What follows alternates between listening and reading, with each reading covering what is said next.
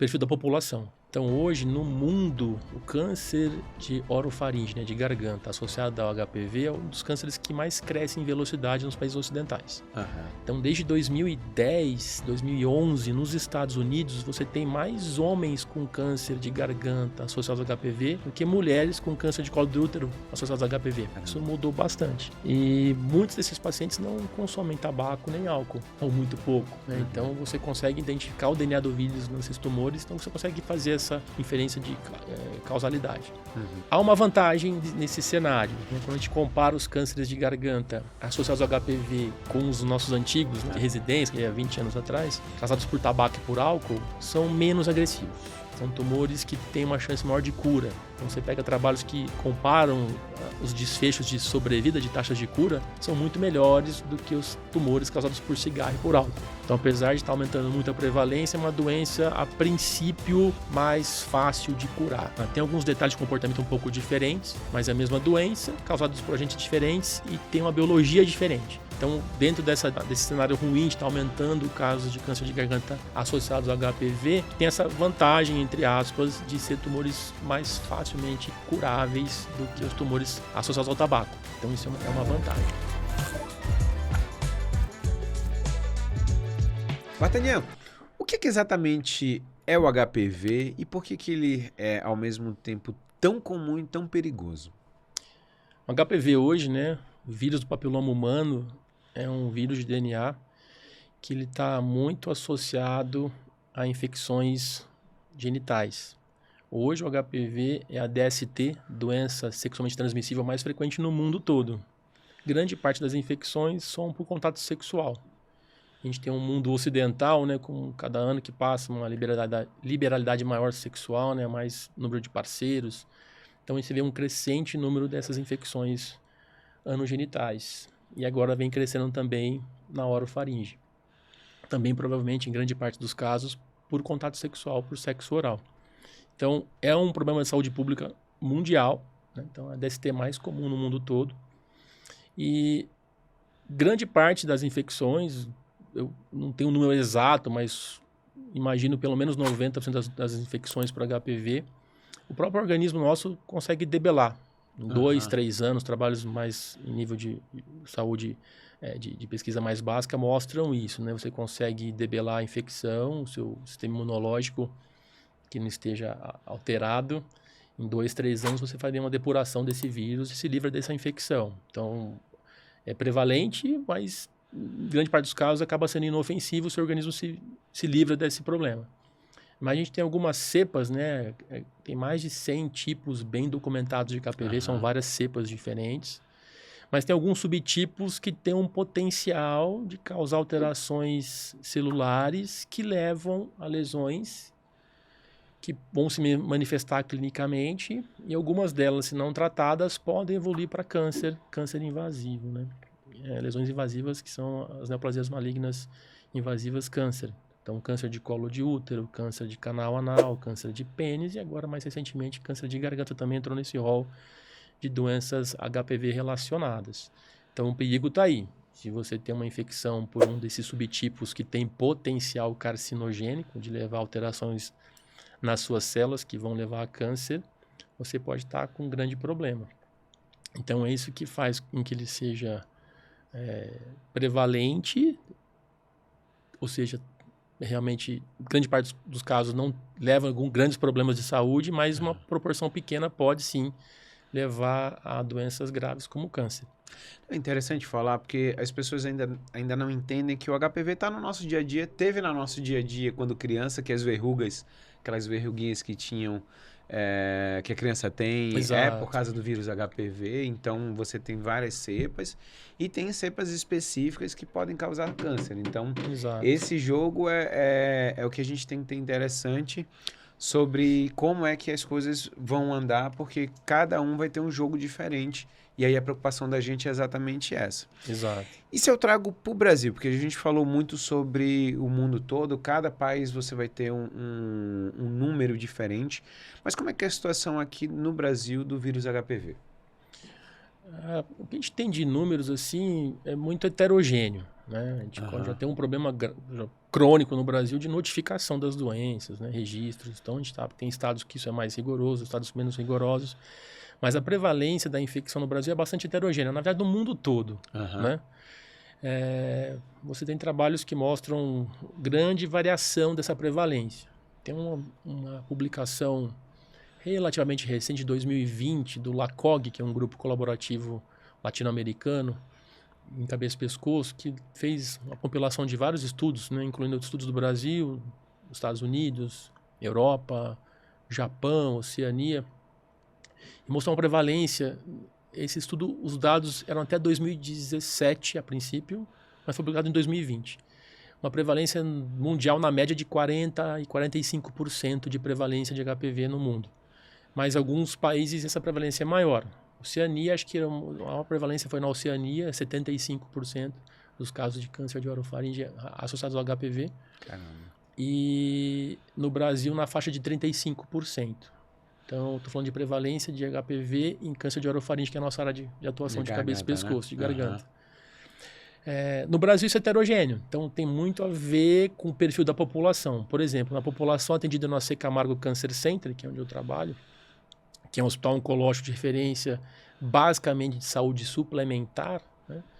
Que a gente tem uma população que tem acesso à saúde suplementar, que em uma grande metrópole, São Paulo, que equivale, vamos dizer assim, a grandes centros ocidentais da Europa, Estados Unidos, a prevalência é alta. Nos últimos trabalhos que a gente levantou, a nossa prevalência de HPV associada a câncer de orofaringe é em torno de 60% a 70%. Que equivale aos números dos países ocidentais mais desenvolvidos. Em contrapartida, a gente tem trabalhos de interior do estado, por exemplo, de Barretos, outras cidades do interior, que a prevalência é menos de 20%. Né? Então, tem a ver muito com o comportamento da população. Então, a gente vê populações de grandes metrópoles, né, países ocidentais, com essa questão comportamental. Hoje em dia é muito fácil se relacionar com outras pessoas, né? Então, você acaba tendo múltiplos parceiros, muitas vezes sexo desprotegido, então faz com que essa prevalência aumente. Né? Então, acho que um ponto é esse. Né? Você vai para áreas mais rurais, por exemplo, a prevalência é muito próximo de zero. Né? Então, tem muito a ver com o comportamento mesmo, a questão sociocultural.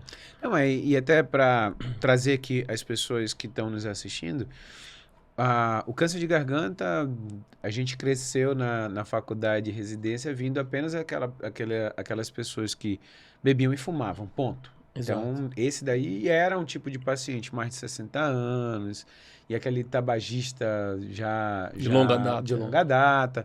Então, a gente tinha um perfil, e de repente, a gente começou a ver um perfil mudar. Viu um pessoal lá de 50 anos, pessoas que eram de um bom nível social, que às vezes nunca fumaram. Né? E o etilismo era um etilismo social. E eu não sei, você teve esse impacto? Eu vou te falar porque, assim, eu lembro muito bem do caso de um paciente que, na época da residência, ele tinha um tumor imenso em orofaringe, a gente falou, e eram cirurgias extremamente deletérias e visualmente muito ruins para os pacientes, porque tirava mandíbula, osso e tal. E de repente ele fez radioquímio e o cara ficou curado de uma forma, e a gente ficou assim, cara, o que tem aí dentro? Como é que foi sua visão quando a gente começou a descobrir que o vírus HPV fazia parte dessa doença? Isso mudou bastante. E eu acho que também tem esse perfil que eu acabei de falar sobre o perfil da população. Então hoje no mundo o câncer de orofaringe, né, de garganta, associado ao HPV, é um dos cânceres que mais cresce em velocidade nos países ocidentais.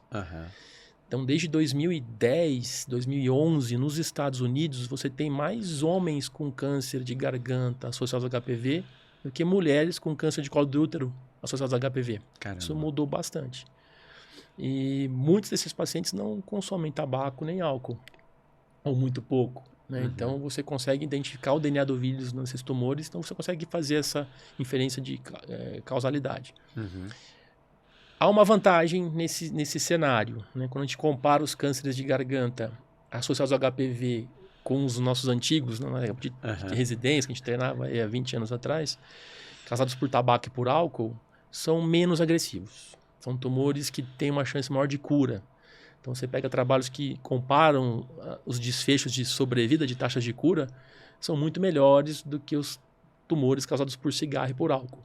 Então, apesar de estar aumentando muito a prevalência, é uma doença, a princípio, mais fácil de curar. Tá, tem alguns detalhes de comportamento um pouco diferentes, mas é a mesma doença, causada por agentes diferentes e tem uma biologia diferente.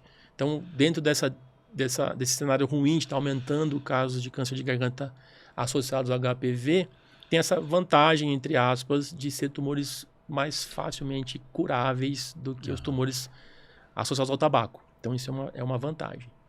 E também tem a questão de ser também prevenível, assim como o outro, né? A prevenção é essencial. Então, a prevenção que a gente sempre batalhou em campanhas de educação da população, né? Em jovens, evitar o tabaco, né? Nas suas mais diversas formas, e também consumo de álcool excessivo, também passou a fazer parte a vacinação obrigatória do HPV, que hoje faz parte do calendário vacinal obrigatório do SUS, né? Para crianças de 9 a 14 anos, faz parte do calendário vacinal gratuita essa vacinação. Então, isso é uma medida de prevenção primária muito importante, né? Então, eu vejo essa na minha prática clínica muito óbvio isso para mim, né? Então, são tumores menos agressivos loco-regionalmente do que os tumores tabaco induzidos. Então, a gente consegue tratar desses pacientes com mais efetividade, tá? Mas, em contrapartida, interior, locais mais zona rurais, né, locais mais distantes, essa prevalência ainda é baixa, né, ainda é pequena. Então, os tumores ainda são tabaco relacionados, que também é um grande problema já de longa data, né, essa briga eterna com as indústrias do tabaco, né, que geram impostos muito interessantes para o governo, mas de contrapartida você gasta muito desses recursos para o tratamento das doenças tabaco relacionadas, não só cânceres, né? Não, eu sempre falo assim, quem sobreviver vai para o câncer, porque a maioria infarta ou tem problemas cardiopulmonares primeiro do que pulmonares, circulatórios, do que a nossa, né? Do que chegar ali. Mas eu queria que você explicasse um pouquinho sobre como é que a gente chega a saber que esse câncer que tem na garganta tem um HPV ou não? Como é que é esse diagnóstico? Então, tem alguns sinais clínicos que sugerem que seja esse caso. Por exemplo, você pega um paciente um pouco mais jovem, que não consome tabaco nem álcool e está com um câncer de garganta, de orofaringe, que a gente chama, né? Então, essa é uma chance grande de ser um paciente associado ao HPV, né?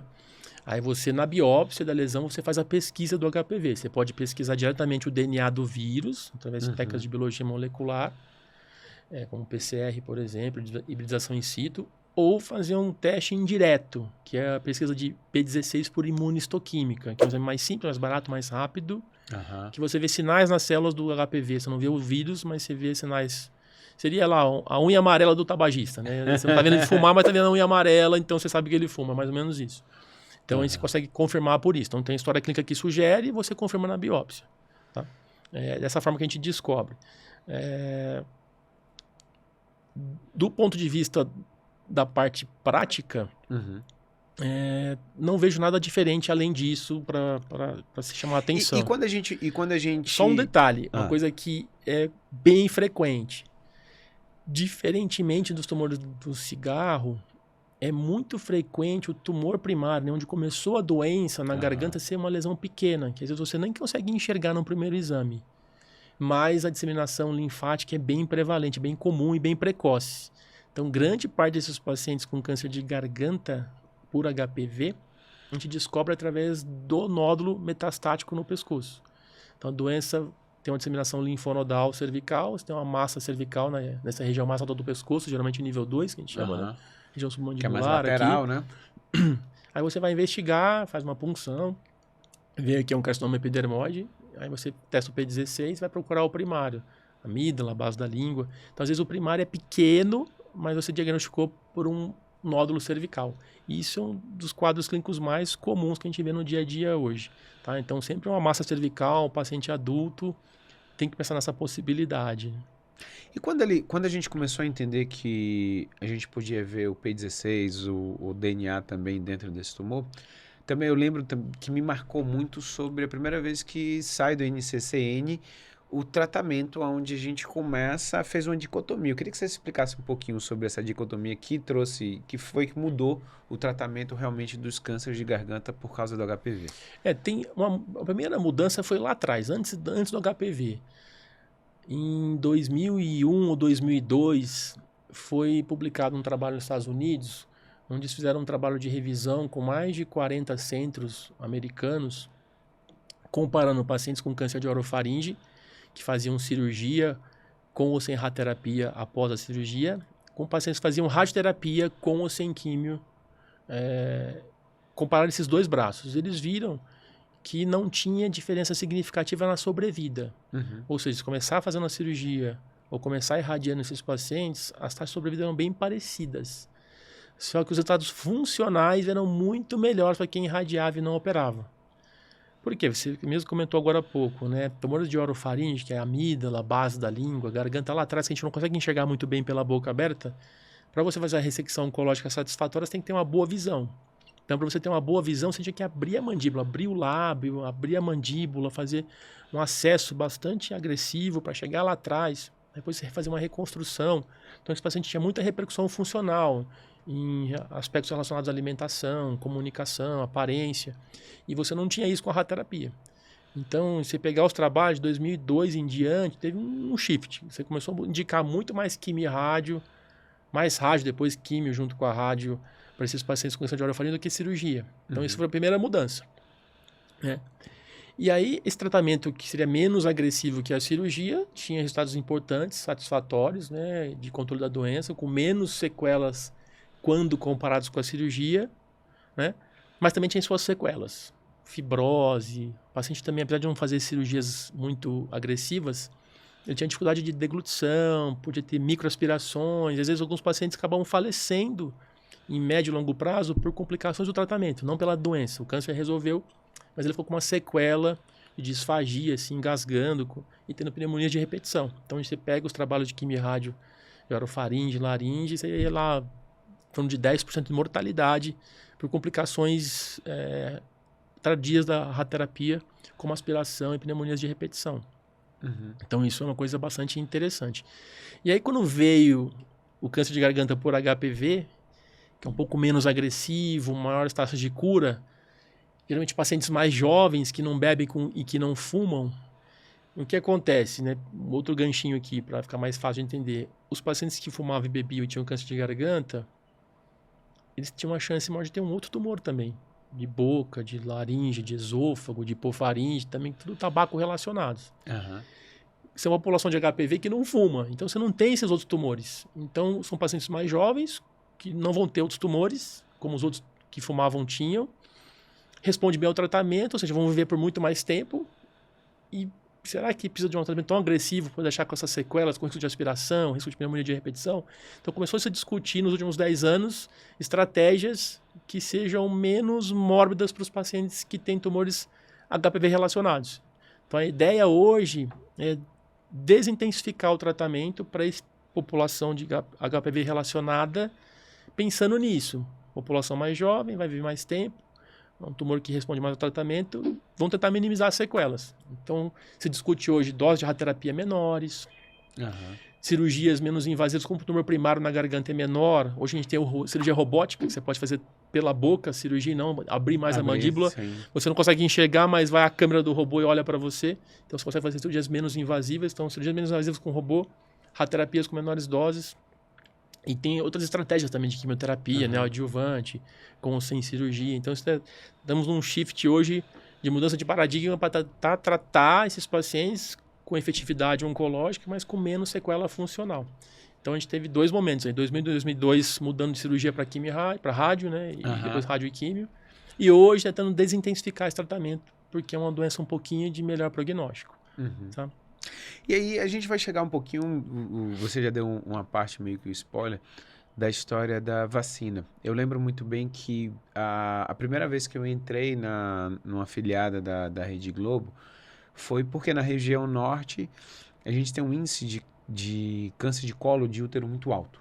Então eu fui, a Fundação Secom, que é a referência no Amazonas em oncologia, eu fui acadêmico plantonista lá.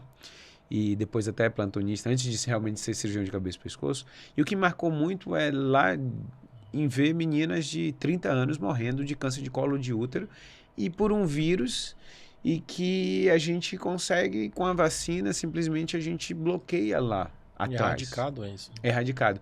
Só que qual era o grande problema? Naquele momento, tinha muita vacina, que foi... O Amazonas foi o primeiro estado do Brasil que começou a fazer a vacinação pelo SUS. Só que começou aquela história de que as pessoas, principalmente a parte religiosa, de que a gente estava induzindo, tomar a vacina induzia que as crianças elas tivessem como se a gente estivesse incentivando elas. E eu pensava assim, eu falei, quantas vacinas nossos pais botavam assim, ó, dá o braço aí, tomava, tu não sabia nem o que você estava tomando. E como é que você observa a chegada da vacinação e qual é o espectro mundial, porque a gente está começando, mas assim, o que a gente tem lá fora que a gente vislumbra que vai melhorar? Bom, a gente falou um pouquinho de câncer de garganta, HPV relacionado, né? Mas falando em relação à prevalência de HPV na população como um todo, né? Mais pensando nas as relações sexuais, não tem um número exato, mas estima-se que a prevalência seja em torno de 50% das pessoas que já iniciaram a vida sexualmente ativas tenham contato com o vírus. Então, pelo menos metade das pessoas, ou seja, jovens, adultos que já tiveram o início das suas relações sexuais, deve ter tido contato com HPV. Grande parte essas cepas não oncológicas, né? Mas alguns, em torno desses 50% de prevalência na população sexualmente ativa de HPV, supõe-se, assim, estima-se de 30% a 40% serão por essas cepas com risco oncológico. Né? O HPV 16, o 18, o 31, o 33, que são os mais oncogênicos, né? Então, 1/3 a 40% desses 50% que tem essa prevalência. Então, é bastante alto, né? E como a vacina ela é um fator de prevenção primária muito importante e pode mudar completamente o panorama, existe todo um esforço, né? Toda a comunidade médica e também gestores públicos da saúde pública de fazer essa vacinação em massa para diminuir esse número nas próximas 2, 3 gerações. Então, estima-se que em 2050 e 60 começa a cair a curva de incidência pela ação da vacina. A meta do governo nosso atual é vacinar pelo menos 90% das pessoas elegíveis, que começaria as crianças, né, de preferência, antes da primeira relação sexual. Então, a partir de 9 a 14 anos seria a idade ideal da vacinação. A meta é pelo menos 90%. Os últimos números, 2023, 2024...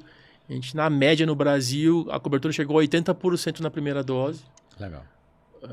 Um pouco maior nas meninas, um pouco menor nos meninos. Em torno de 80% da cobertura nas meninas, 60% dos meninos em média.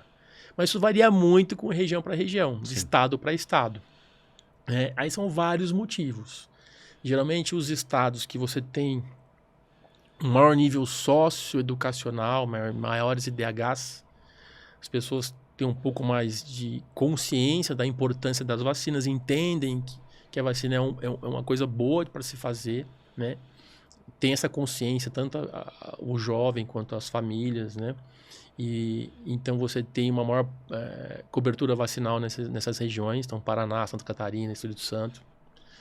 E estados com menor IDH, com níveis, né, socioeducacionais, você tem uma menor cobertura, que entra um monte de tabu como esse que você falou. Para algumas famílias mais conservadoras, você vacinar seu filho por uma doença sexualmente transmissível estaria estimulando ele a iniciar a atividade sexual, mas não é bem assim, né? Eu acho que é uma questão de informação, né? O que se viu lá fora que mais funciona, e aqui também é o que mais funciona, que foi visto, é a parceria saúde-educação. Vacinar nas escolas. Se você tiver uma boa relação da Secretaria de Saúde com a Secretaria de Educação e levar a vacina para as escolas e não só na UBS, você aumenta muito a cobertura vacinal. Legal. Então você tem que fazer esse trabalho de parceria. Saúde e educação. Conscientizar os professores, para os professores conscientizar os alunos. A escola educar também os pais.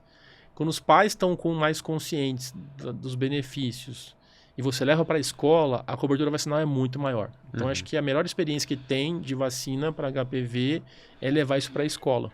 e não só na UBS. Tá? Então, temos algumas barreiras. Então, essa barreira socioeducacional é uma delas. A gente sabe que o Brasil é bastante heterogêneo. Então, áreas de menor IDH, menor índice socioeconômico vai ter menores taxas de cobertura vacinal. Mas o que mais surtiu efeito é levar para a escola. Ou seja, acho que o que mais faz diferença na vacinação, na cobertura vacinal, na minha opinião pessoal, não é só a questão socioeducacional. É operacional, é gestão. Capacidade do gestor. Você é um gestor da saúde, você vai conversar com o Estado da Educação, vamos fazer um trabalho com as escolas, ter os estoques, né, ter as vacinas disponíveis, fazer uma política, né, uma coisa de logística, gestão mesmo. Então, acho que a questão de gestão operacional, ela pesa muito mais do que só porque não tem cultura, não entende o valor da vacina. Porque se você for um gestor eficiente, você vai trabalhar por isso. Se isso for uma prioridade da sua política pública de saúde, você vai fazer isso acontecer. E tem estados do Norte e Nordeste que têm cobertura vacinal muito boas. Eu não vou lembrar de cabeça aqui, mas temos, acho que as taxas menores de cobertura vacinal no Brasil, acho que é Acre, Amapá, uma coisa assim. Estados menores e tal. Mas assim, dá para entender também o porquê da logística. Amazonas nem tanto, a cobertura vacinal não é tão ruim, mas óbvio que tem algumas regiões, né? Você de tem difícil acesso, tem questão geográfica também, né? Geográfica que dificulta isso. Eu falo para as pessoas, às vezes as pessoas não entendem. Tem cidades lá que você vai demorar 12 dias de barco para chegar lá, então... Exatamente. Então, isso, a questão geográfica é outro problema também. Então, a questão socioeconômica, a questão operacional e gestão, que acho que é a principal, eu acho. Tem a questão geográfica. Aí tem a questão de influenciadores, né? Essa questão de alguns tabus, né, culturais, como você citou, de incentivo à prática sexual, não é bem isso, né? Algumas religiões e tal, mas isso é fácil de trabalhar.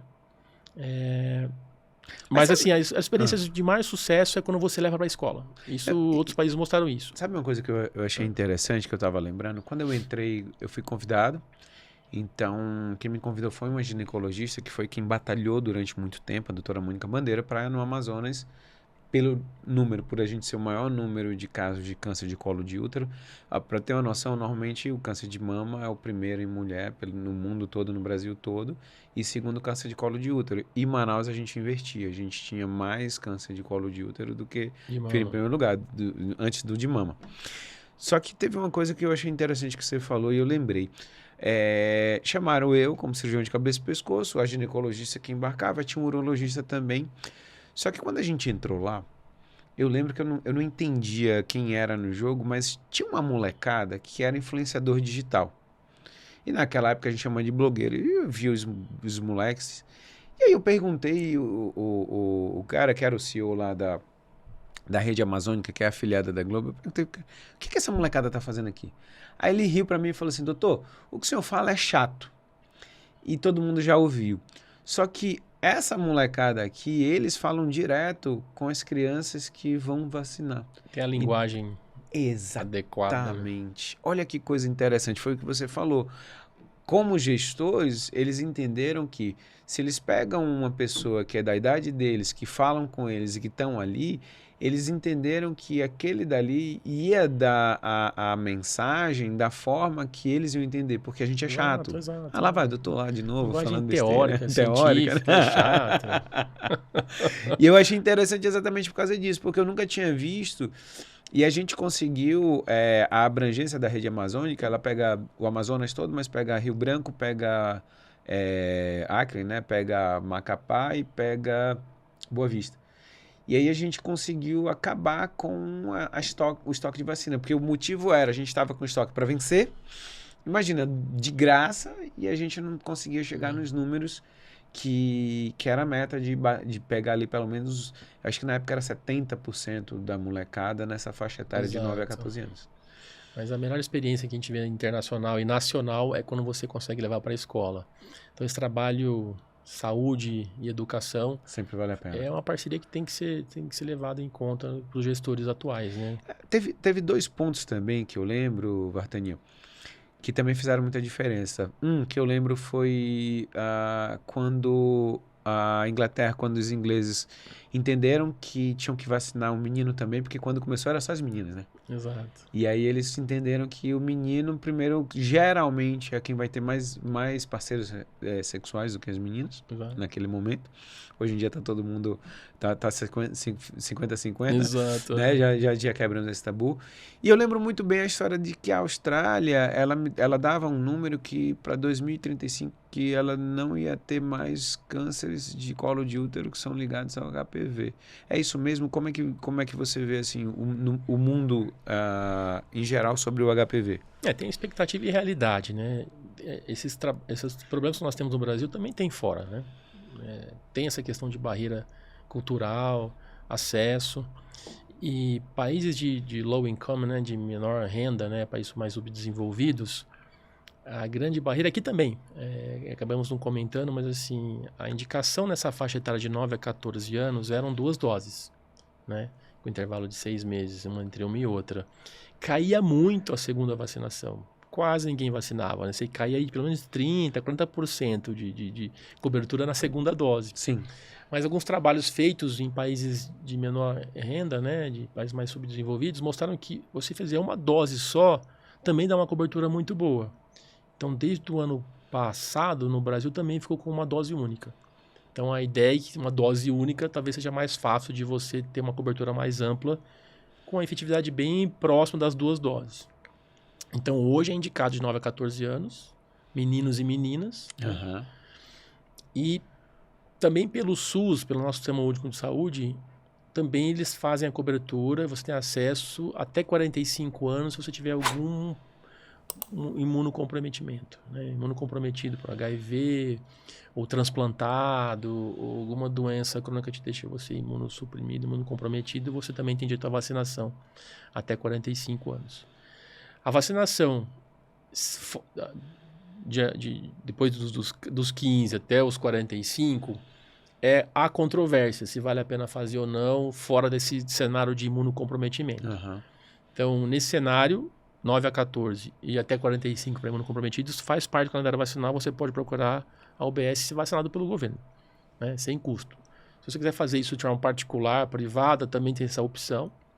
E os trabalhos mostram que não é custo efetivo pensando em saúde pública. Então, vale a pena para o SUS, para o governo, vacinar todos os adultos até 45 anos. O gasto com o faz ganho. uma conta lá, Sim. bem questão estatística, que não é muito nossa especialidade, mas assim, quanto que você gasta na vacinação, quantas pessoas tem que vacinar para ajudar uma. Uhum. Então, as contas no adulto jovem, até 45 anos, não é custo efetivo pensando em saúde populacional. Uhum.